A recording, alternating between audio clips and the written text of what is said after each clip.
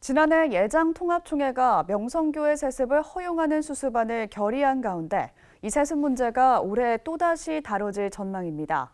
명성교회 세습을 반대하는 이들은 명성교회 수습안 결의 철회 예장 추진회의를 구성하고 지난해 결의한 명성 수습안을 철회시키기 위한 활동에 나섰습니다. 천수연 기자입니다. 예장통합총회 소속 초대형 교회인 명성교회의 목회 세습 문제가 올가을 또다시 다뤄집니다. 오는 9월에 열리는 제105회 예장통합 정기총회에 명성교회 수습안 결의 철회 헌의안이 12개 노회에서 올라왔기 때문입니다. 12개 노회들은 지난해 명성교회의 세습을 허용한 명성교회 수습안 결의는 결의 자체가 교단법에 어긋난다며 결의를 철회해야 한다고 총회에 헌의했습니다. 지난해 총회 결의와 완전히 반대되는 헌의안을 다시 결의할 수 있을까? 법적으로는 가능해 보입니다. 통합총회는 헌법이나 헌법 시행 규정의 경우 개정 3년 이내에는 재개정하지 못하도록 했지만 총회 결의는 이에 해당하지 않습니다. 현실적으로 가능할지는 미지수입니다. 일부에서는 결의를 번복하는 것이므로 재론동의 과정을 거쳐야 한다고 주장합니다. 재론동의는 재석회원 3분의 2 이상의 동의가 필요하기 때문에 결의 자체가 더 어려워집니다.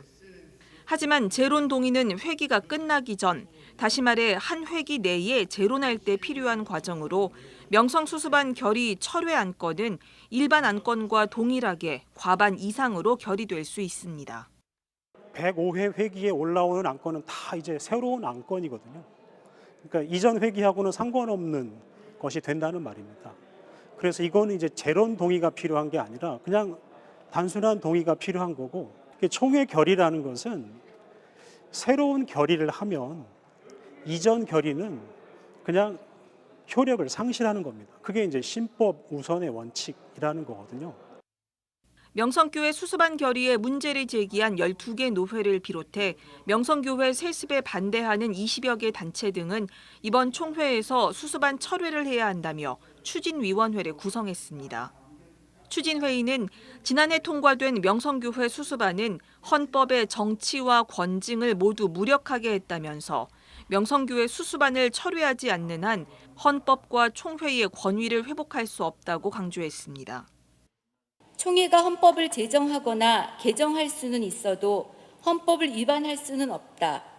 이것을 바로잡지 않으면 이와 유사한 일이 벌어질 것이다. 곳곳에서 헌법과 재판국의 판결을 무시함으로써 총회와 노회와 당회가 모두 혼란에 빠지게 될 것이다. 정기총회까지 남은 기간은 3개월.